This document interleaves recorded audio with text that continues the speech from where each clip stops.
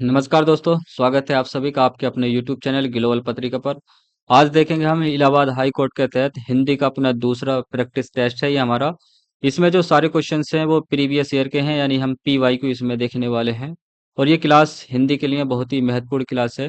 देखिए, शुरुआत में जो हम चैप्टर वाइज क्वेश्चंस लेकर चल रहे हैं, इसका मतलब ये है कि हम क्वेश्चंस के माध्यम से सारे चैप्टर्स कंप्लीट करने वाले हैं। यानी ये एक स्मार्ट वर्क होगा हिंदी को जल्दी से कवर करने के लिए। जैसे ही हमारे सारे चैप्टर कंप्लीट हो जाएंगे, उसके बाद हम मिक्स क्वेश्चंस लेंगे, यानी हर चैप्टर से थोड़े थोड़े प्रश्न ले लेंगे। और उस समय लगभग 25-30 क्वेश्चंस हम एक टेस्ट में कराया करेंगे। आज देखेंगे हम 15 क्वेश्चंस, और इन 15 क्वेश्चन को करने के बाद आप ये फील करेंगे कि हमने लगभग 60-70 क्वेश्चंस किए हैं इन 15 क्वेश्चन के माध्यम से। तो आइए शुरू करते हैं और देखते हैं आज का पहला प्रश्न। आज का हमारा पहला प्रश्न है, वर्णमाला में स्पर्श व्यंजनों की संख्या कितनी है। देखिए, ये है हमारे स्पर्श व्यंजन, यानी का से लेकर मा तक। आप देख रहे होंगे, यानी का वर्ग, चा वर्ग, टा वर्ग, ता वर्ग और पा वर्ग। यानी पांच ही देखिए इस तरह से हैं और पांच इस तरह से हैं हमारे वर्ण। तो ये जो है एक प्रकार से वर्ग का भी निर्माण कर रहे हैं। इस प्रकार से इनको देखिए वर्गीय व्यंजन के नाम से भी जानते हैं। यानी जो स्पर्श व्यंजन है, इन्हीं को हम वर्गीय व्यंजन भी कहते हैं, वर्गीय व्यंजन। ठीक। तो इनकी संख्या कितनी है? इनकी संख्या है 25, यानी पांच ऐसे है और पांच ऐसे है। अगला प्रश्न देखते हैं दोस्तों। निम्नलिखित में से अघोष वर्ण कौन सा है? देखिए, इसको जानने से पहले मैं आपको इस प्रश्न में एक चीज बताऊं। जैसे ये हमारा का वर्ग है, ये चा वर्ग है, ये टा वर्ग, ये ता वर्ग, ये पा वर्ग है। इसका मतलब है, ये देखिए, ये का वर्ग का पहला वर्ण है और ये का वर्ग का दूसरा वर्ण, और ये जो है का वर्ग का तीसरा वर्ण है, और ये का वर्ग का चौथा, और ये का वर्ग का पांचवा वर्ण है। यानी अगर मैं आपको जैसा अघोष और सघोष पढ़ाते हुए या अल्पप्राण या महाप्राण पढ़ाते हुए बताऊंगा कि प्रत्येक वर्ग का पहला दूसरा वर्ण, प्रत्येक वर्ग का तीसरा वर्ण, प्रत्येक वर्ग का पांचवा वर्ण, तो इसका मतलब यह है, जैसे ये का वर्ग है तो का वर्ग का तीसरा वर्ण कौन सा हुआ? गा हो गया। तो ऐसे ही ये टा वर्ग है, टा वर्ग का तीसरा वर्ग क्या हो गया? डा हो गया। तो इसका मतलब ये होता है, देखिए, पहला वर्ण, दूसरा वर्ण, तीसरा वर्ण, चौथा वर्ण, और ये क्या है? इस तरह से ये वर्ग हैं, का वर्ग, चा वर्ग, टा वर्ग। अब आइए इस प्रश्न पर। निम्नलिखित में से अघोष वर्ण कौन सा है? तो देखिए, जो अघोष होते हैं ना, अघोष, तो ये स्पर्श व्यंजन का जो पहला और दूसरा वर्ण है, वो सभी क्या होते हैं? अघोष होते हैं। ठीक। पहला और दूसरा वर्ण अघोष होते हैं। इसी के साथ साथ, पहला और दूसरा के साथ साथ अगर हम और अघोष देखें, तो इसमें हम लिखेंगे सा। यानी इस तरह से शॉर्ट ट्रिक में याद कर सकते हैं, 12 सा। इस सा का मतलब है इसमें तीनों शा आते हैं अघोष में। कौन कौन से? शा, सा और सा। तीनों सा कौन से हैं? अघोष हैं। और पहला और दूसरा वर्ण क्या होते हैं? अघोष होते हैं। सही है। तो देखिए, जो हा है, ये इसमें शा, सा, साहा तो होते हैं अघोष, लेकिन हा जो होता है ये होता है सघोष। सघोष। गा क्या है? अपने वर्ग का तीसरा है, तो इसमें तो आ नहीं सकता, क्योंकि हमें क्या देखना? पहला और दूसरा देखना। धा भी क्या देखिए? ता, था, दा, धा, चौथा वर्ण है, ये भी नहीं आएगा। का क्या है? ये अपने वर्ग का पहला वर्ण है, इसलिए इसका सही आंसर हो जाएगा ऑप्शन डी। घोष और अघोष होते क्या है? देखिए, घोष का मतलब होता है कंपन, कंपन। और अघोष यानी इसी का उल्टा हो जाएगा। आप जानते होंगे, जब किसी शब्द के आगे जब अ लगता है तो वो उसका विलोम बन जाता है। जैसे चल का हमें अगर विलोम बनाना हो तो अचल बन जाएगा। धर्म का अगर विलोम बनाना हो तो अधर्म आएगा। इसी प्रकार से घोष का विलोम क्या हो जाएगा? यानी इसका उल्टा अघोष हो जाएगा। तो घोष का मतलब होता है कंपन। हम ये देखेंगे, जैसे किसी भी वर्ण का जब उच्चारण करते हैं दोस्तों, यहाँ वर्ण का मतलब है इसमें सारे स्वर भी आएंगे और सारे व्यंजन भी आएंगे। यानी जब मैं वर्ण कहूं तो इसका मतलब है स्वर और व्यंजन दोनों। जब स्वर कहूं तो इसका मतलब होगा सारे के सारे स्वर। जब मैं कहूं व्यंजन तो इसका मतलब होगा व्यंजन। जब मैं कहूं अंतस्थ तो अंतस्थ का मतलब होगा केवल अंतस्थ व्यंजन। कौन से होते हैं अंतस्थ व्यंजन? या, रा, ला, वा। जब मैं कहूं देखिए ऊष्म व्यंजन, तो इसका मतलब होगा केवल ऊष्म व्यंजन, शा, सा और हा। तो इन शब्दों पर भी ध्यान देना है, और क्लास लेते हुए भी इन शब्दों पर ध्यान देना, और साथ ही साथ एग्जाम हॉल में भी इन शब्दों पर ध्यान देना, यानी कहना क्या चाह रहा है इस क्वेश्चन में। तो घोष का मतलब होता है कंपन, यानी कि जिन वर्णों का उच्चारण करते हुए जो हमारा ये स्वर यंत्र है, अगर ये कंपन करता है तो वह है घोष वर्ण। और जिन वर्णों का उच्चारण करते हुए जो हमारा ये स्वर यंत्र है अगर कंपन नहीं कर रहा, तो वह होता अघोष। तो ऐसे अघोष वर्ण कौन से होते हैं? प्रत्येक वर्ग का पहला वर्ण और दूसरा वर्ण। अगला प्रश्न देखते हैं दोस्तों। देखिए ये हमारा का वर्ग है, चा वर्ग है, टा वर्ग, ता वर्ग और पा वर्ग। तो पहला ये हो गया और दूसरा वर्ग ये हो गया प्रत्येक वर्ग का। ठीक। अगला प्रश्न है दोस्तों, निम्नलिखित में से पार्श्विक ध्वनि कौन सी है? यहाँ से देखिए दो तीन क्वेश्चंस ऐसे बनते हैं जो स्पेशल दो तीन वर्ड हैं। तो इनको मैं यहीं पर खत्म कर दूंगा सारा कॉन्सेप्ट, यानी यहाँ से जो भी स्पेशल वर्ड हैं उनसे प्रश्न जितने भी बनते हैं। तो पार्श्विक ध्वनि यानी एक ही वर्ड है, एक ही लेटर है हमारा, और वो है ला। यानी पार्श्विक ध्वनि होती है हमारी ला। एक प्रश्न बनता है दोस्तों हा से। हा को हम बोलते हैं काकल्य वर्ण। काकल्य वर्ण, इसको याद रख लेंगे। एक दोस्तों प्रश्न बनता है रा से। रा को देखिए हम बोलते हैं प्रकंपी वर्ण। प्रकंपी वर्ण या लुंठित वर्ण। ठीक। लुंठित वर्ण। प्रकंपी या लुंठित वर्ण किसको बोलते हैं? हम बोलते हैं रा को। और हा को बोलते हैं दोस्तों काकल्य वर्ण। और पार्श्विक ध्वनि कहते हैं हम ला को। ये हम याद रख लेंगे, यानी इन तीन वर्णों से स्पेशल प्रश्न पूछे जाते हैं। अगला प्रश्न है, जिन शब्दों के अंत में आ आता है उन्हें क्या कहते हैं? दोस्तों यहाँ से जितने भी प्रश्न बनेंगे, आशा करूंगा इसको समझाने के बाद आप कभी भी यहाँ से प्रश्न गलत नहीं करने वाले हैं। तो इस प्रश्न को समझने से पहले देखिए एक कॉन्सेप्ट आपको यहाँ पर देखना होगा। यानी फिर आप यहाँ से जितने भी क्वेश्चन बनेंगे उनको आसानी से कर लेंगे। यानी देखिए कोई सा भी शब्द जब आप बनाएंगे, यदि उसके अंत में कोई स्वर आता है तो वह स्वर उस शब्द का कारांत कहलाता है। यानी किसी शब्द के अंत में जब स्वर आएगा तो वह स्वर का इस शब्द का क्या कहलाएगा? कारांत कहलाता है। कारांत। कारांत। अगर किसी शब्द के अंत में आ आता है तो वह उस शब्द का क्या हो जाएगा? अकारांत हो जाएगा। जैसे ही मैं अगर कोई एक शब्द लिखूं पिता, देखिए पिता ये मैंने शब्द लिखा, तो इस शब्द के अंत में जो स्वर आ रहा है वो आ रहा है हमारा बड़ा आ। तो ये हो जाएगा आकारांत। आकारांत। ऐसे ही अगर मैं देखिए कोई एक शब्द लिखूं, जैसे मैं लिखता हूं हाथी। हाथी। ये हाथी शब्द अगर मैंने लिखा तो देखिए इसके जो अंत में स्वर आ रहा है वो आ रहा बड़ी ई। तो ये हो जाएगा दोस्तों ईकारांत। ईकारांत। सही है। अगर मैं कोई शब्द लिखूं, देखिए भालू। भालू। तो इसके अंत में आ रहा देखिए बड़ा ऊ। तो ये हो जाएगा दोस्तों ऊकारांत। ऊकारांत। कहने का मतलब यहाँ पर यह है, जब हम कोई शब्द लिखते हैं तो उसके अंत में जो स्वर आता है वह स्वर उस शब्द का कारांत कहलाता है। कारांत कहलाता है। यदि आ है तो वह शब्द हो जाएगा अकारांत। बड़ा आ है तो आकारांत, बड़ी ई है तो ई कारांत। यानी यहाँ से आप जो भी प्रश्न आएगा वो आप ठीक करेंगे। अगला प्रश्न है, मूर्धा से उच्चारित होने वाले वर्ण कौन से हैं?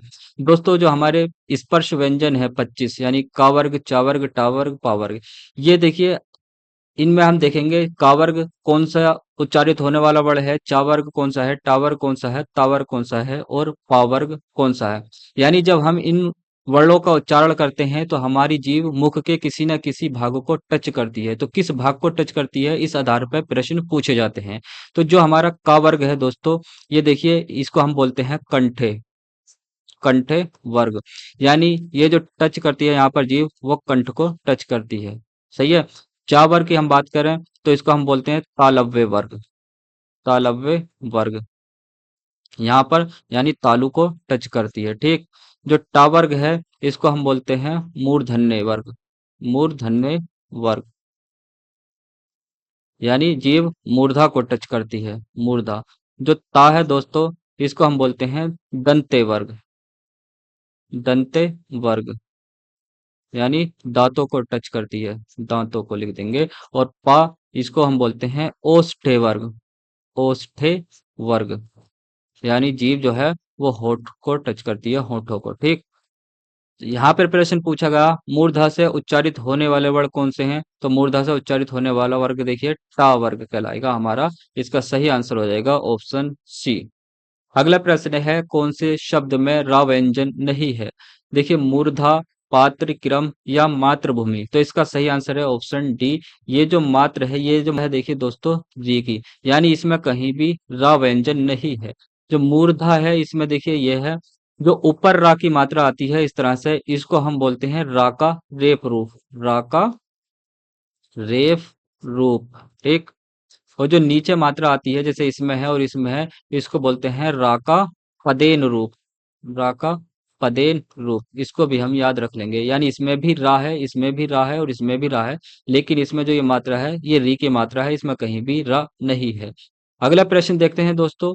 केंद्रीय हिंदी निदेशालय ने हिंदी की मानक वर्णमाला में मूलतः कितने स्वर और व्यंजन ध्वनियों को स्थान दिया है?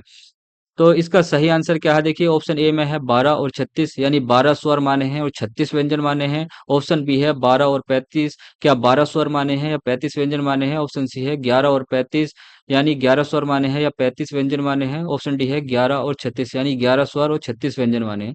तो इसका सही आंसर हो जाएगा ऑप्शन सी, यानी केंद्रीय हिंदी निदेशालय ने हिंदी की जो मानक वर्णमाला है उसमें 11 स्वर और 35 व्यंजन माने हैं।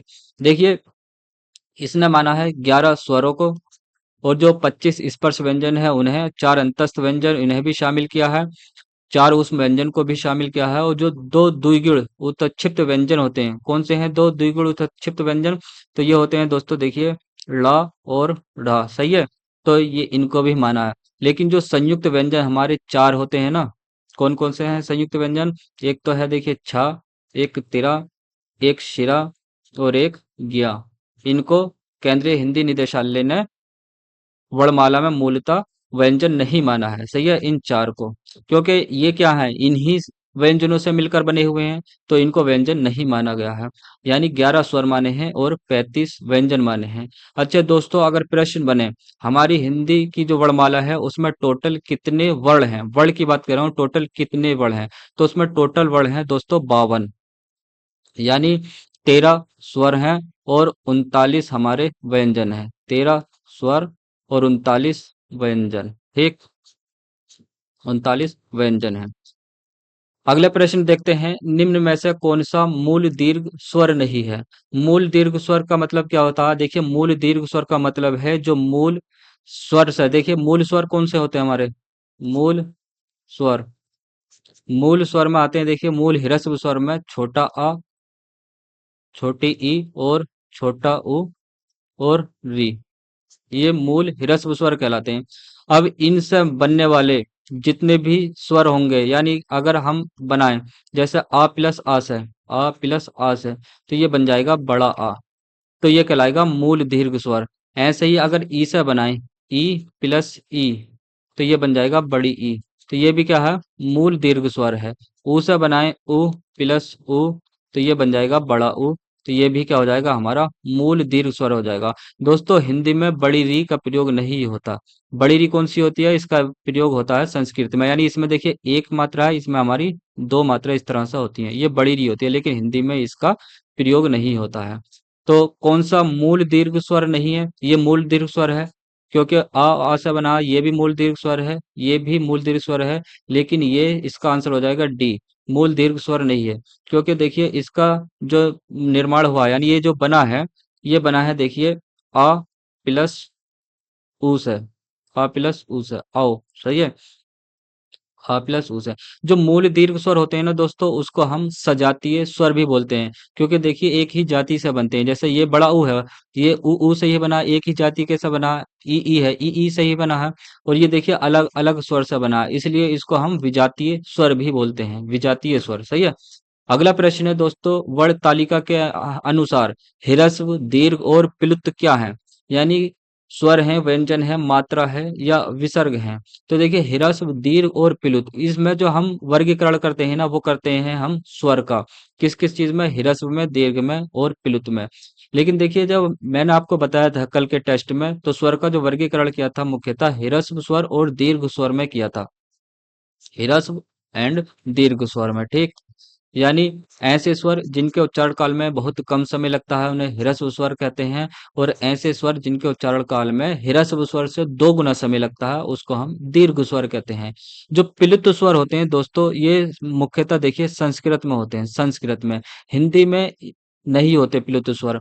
लेकिन प्लुत हम हिंदी में जो पढ़ते हैं ना, वो प्लुत चिन्ह के नाम से पढ़ते हैं, प्लुत चिन्ह, प्लुत चिन्ह, यानी हिंदी में इसका जो प्रयोग होता है ना, वो प्लुत चिन्ह कौन सा होता है? ये होता है, इसका प्रयोग किया जाता है।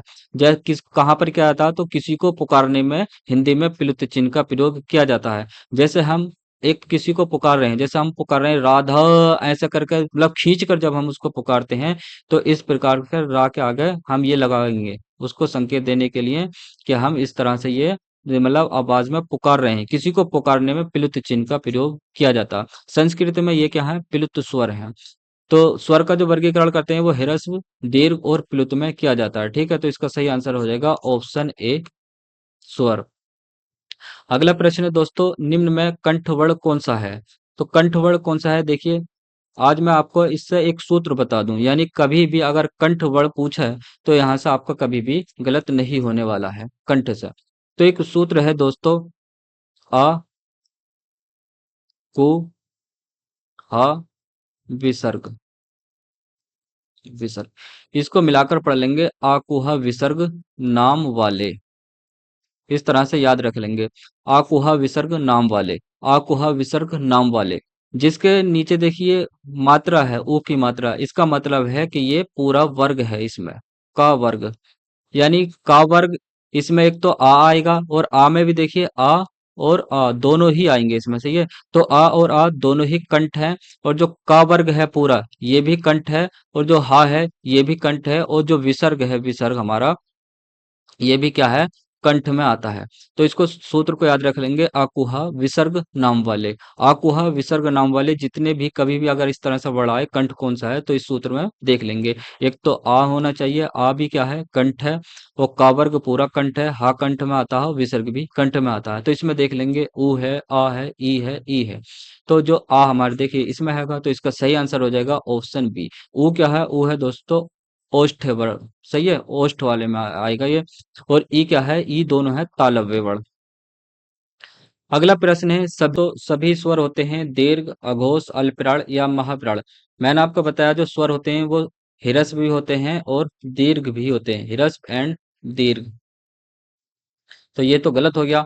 दूसरा है अघोष। अघोष में मैंने आपको बताया था, एक तो पहला वर्ण, दूसरा वर्ण, यानी प्रत्येक वर्ग का पहला वर्ण, दूसरा वर्ग और सा। सा का मतलब क्या है, तीनों सा यहाँ पर होंगे, कौन कौन से, शा, सा और सा, ये तीनों सा आएंगे। तो सही है, अघोष में हमें इतना ही याद रखना है, पहला वर्ण, दूसरा वर्ण, यानी प्रत्येक वर्ग का पहला वर्ण, प्रत्येक वर्ग का दूसरा वर्ण और सा, तीनों सा इसमें आ जाएंगे।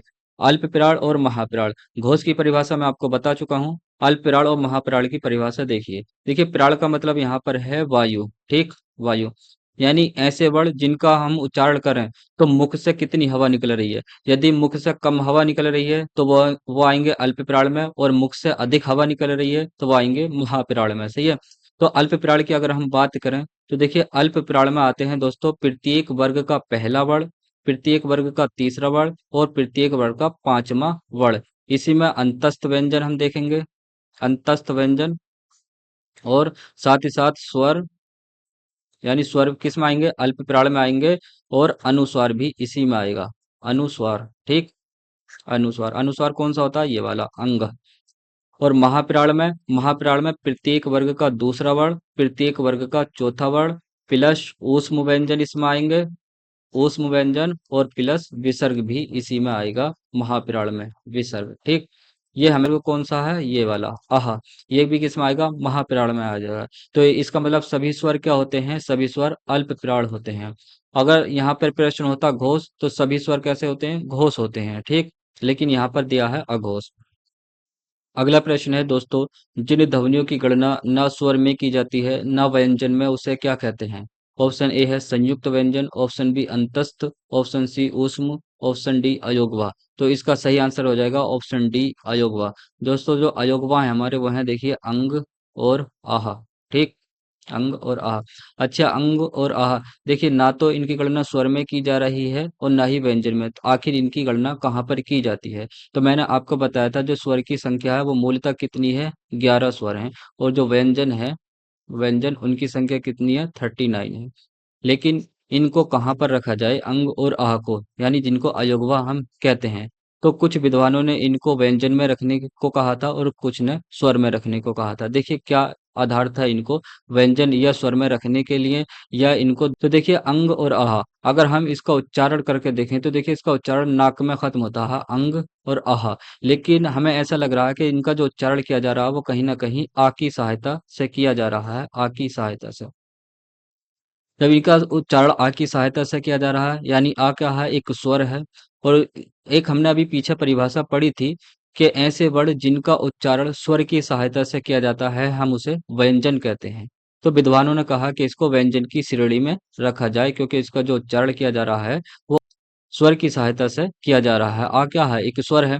तो इनको व्यंजन में रखा। जैसे ही इनको व्यंजन में रखा तो ये व्यंजन को उच्चारण देने लगे। जैसे का के साथ आ, का के साथ हमारा ये आ लगा तो ये कन का उच्चारण देने लगा, और खा के साथ खन का, और ऐसे ही जा के साथ जन का। और इस तरह से ये क्या करने लगे, व्यंजनों को उच्चारण देने लगे। और व्यंजनों को उच्चारण कौन देता है, स्वर देते हैं। तो विद्वानों ने कहा कि ये तो व्यंजन के साथ जैसे ही आए इन्होंने स्वर का काम कर दिया। यानी अब इन व्यंजनों को, किन व्यंजनों को, का, खा, गा, इन व्यंजनों को उच्चारण देने के लिए अन्य स्वर की सहायता नहीं ली जा रही। यही क्या काम कर रहे हैं, यही स्वर का काम कर रहे हैं, यानी यही इसके उच्चारण को पूर्ण कर रहे हैं। जैसे का के साथ का प्लस आ जब हमने मिलाया तो इसका उच्चारण हो गया कन। यानी आप जानते हैं किसी भी जो भी शुद्ध व्यंजन है, यानी आधा व्यंजन है, उसका उच्चारण नहीं किया जा सकता। इनका जो उच्चारण है वो स्वर की सहायता से ही किया जा सकता है। तो आ क्या करने लगा, इसको उच्चारण देने लगा, इसलिए ये क्या है, स्वर ही होने चाहिए। तो इनको स्वर में रखा जाने लगा। और एक स्वर में रखने की बात ये भी कही गई थी कि इनकी मात्रा होती है। जैसे आ की मात्रा, इसकी अंक की मात्रा क्या है, ये है। और आह की मात्रा आप जानते हैं ये होती है, यानी अतः जब हम लिखते हैं तो इस तरह से लिखते हैं, इस ये मात्रा लगाकर। तो इसकी मात्रा होती है, तो इसको स्वर में ही रखा जाए। लेकिन विद्वानों ने कहा देखिए, इनको स्वर में तो रख दिया जाए पूर्णतः रूप से, लेकिन हम ये चीज देख रहे हैं जब इनका उच्चारण, यानी किसी भी वर्ण का जब हम उच्चारण करते हैं, मान लो हम का उच्चारण कर रहे हैं, ये का है, इसका उच्चारण जब हम कर रहे हैं मान लो आ की सहायता से, तो ये पूरा बना का। तो ये उच्चारण करने के लिए स्वर कहीं भी देखिए किसी भी वर्ण में बाद में लगता है। लेकिन ये दो ही वर्ण ऐसे हैं जिनका उच्चारण स्वर की सहायता से तो किया जा रहा है, लेकिन ये पहले लग रहे हैं। देखिए अंग का उच्चारण करो, आ पहला आएगा अंग। आह का उच्चारण करो, आह, तो आह पहला आ रहा। तो यही दो वर्ण ऐसे हैं जिनका उच्चारण करते हुए स्वर पहले आ रहा है। लेकिन प्रवृत्ति ऐसी देखी गई जो इसको ना ही स्वर में रख रही और ना ही व्यंजन में रखी। तभी हम इसको देखिए 11+2 के रूप में पढ़ते हैं। यानी रखा तो इसको स्वर में ही गया, लेकिन इनको बीच में रखा गया, स्वर और व्यंजन के बीच में। हम कैसे पढ़ते हैं, अगर कहीं स्वर की कुल संख्या पूछे तब हम 13 बताते हैं, लेकिन वास्तव में स्वर की संख्या कितनी है, 11 है। इसलिए देखिए इनको हम अलग पढ़ते हैं अयोगवाह को। ठीक, आशा करता हूँ ये कॉन्सेप्ट आपको समझ में आ गया होगा। अगला प्रश्न है, निम्न में से तालव्य ध्वनि कौन सी है। दोस्तों मैंने कंठ का सूत्र बताया था, अब यहाँ पर बताता हूँ आपको तालव्य का, यानी तालु से उच्चारित होने वाले जितने भी हमारे वर्ण हैं। तो देखिए इसका एक सूत्र है, इचु या शा, इचु या शा नाम वाले, इसको इस तरह से याद रख लेंगे। यानी इचु या शा नाम वाले। ई का मतलब यहाँ पर है देखिए छोटी ई और बड़ी ई दोनों। और इसके नीचे देखिए ऊ की मात्रा है, तो इसका मतलब है चा वर्ग पूरा। ठीक, और या भी इसमें आएगा और शा भी इसमें आएगा तालु वाले में। तो तालव्य में कौन कौन सा आते हैं, एक तो ई और चा वर्ग पूरा, या और शा। तो इसमें देखेंगे कौन सा है, जो टा है, पा है, शा है या का है। तो देखिए इसमें शाह है, तो इसका सही आंसर हो जाएगा ऑप्शन सी। अच्छा टा क्या है, तो टा है मूर्धन्य, पा क्या है, पा है ओष्ठे, और का क्या है, ये मैंने आपको बताया था अभी पीछे, कंठ। सही है, इसका सूत्र मैंने आपको बताया था। अगला प्रश्न है दोस्तों, निम्न में से दंते ध्वनि कौन सी है, खा, चा, ला या पा। तो देखिए दंते ध्वनि का भी मैं आपको सूत्र बता देता हूँ, यहाँ पर आपके 3 सूत्र पूरे हो जाएंगे। ठीक, एक कंठ वाला बता दिया, एक तालव्य वाला, और यहाँ पर देखिए दंत वाला, और देख लीजिए आप। यहाँ पर है देखिए लिर, लिरतु लसा। सही है, लिरतु लसा नाम वाले। ठीक, इसका सूत्र है दोस्तों लिरतु लसा, यानी लिरतु लसा नाम वाले। यानी ये भी किस में आएगा, दंत में आएगा। और इसके नीचे देखिए ओ की मात्रा है, यानी इसका मतलब है ता वर्ग पूरा। और ला और सा इसमें ही आते हैं दंत में। सही है, ला और सा भी इसमें ही आते हैं दंत में। तो देखिए खा है, चा है, ला है, पा है। तो इसका सही आंसर हो जाएगा ऑप्शन सी, ला। अगला प्रश्न देखते हैं दोस्तों, प्रत्येक शब्द की वर्तनी के सभी वर्णों को उसी क्रम में अलग अलग दिखाना क्या कहलाता? क्या वर्ण संयोजन, वर्ण विच्छेद, संधि या संधि विच्छेद? तो इसका सही आंसर है ऑप्शन बी, वर्ण विच्छेद कहलाता है जब हम किसी शब्द के वर्तनी के सभी वर्णों को उसी क्रम में अलग अलग लिखते हैं। जैसे कोई शब्द अगर हम यहाँ पर लिखें, जैसे मैंने एक शब्द लिखा यहाँ पर सत्य, तो इसका अगर हम वर्ण विच्छेद करें तो इस प्रकार से होएगा सा। और सा को देखिए, तो इसका उच्चारण करने के लिए इसमें स्वर लगा हुआ है आ। ठीक, आ प्लस ता प्लस, देखिए ता आधा है, यानी इसके साथ कोई स्वर नहीं है तो हम ता आधा ही रहने देंगे। या यहाँ पर पूरा है तो इसका मतलब इसके साथ आ लगा हुआ है। ठीक, तो इस प्रकार से इसका ये क्या हो गया, वर्ण विच्छेद हो गया सत्य का। ठीक, तो इसका सही आंसर है ऑप्शन बी। आशा करता हूँ ये वीडियो आपको पसंद आई होगी, इसको अपने दोस्तों के साथ शेयर करना ना भूलें। तो आज के लिए इतना ही, धन्यवाद।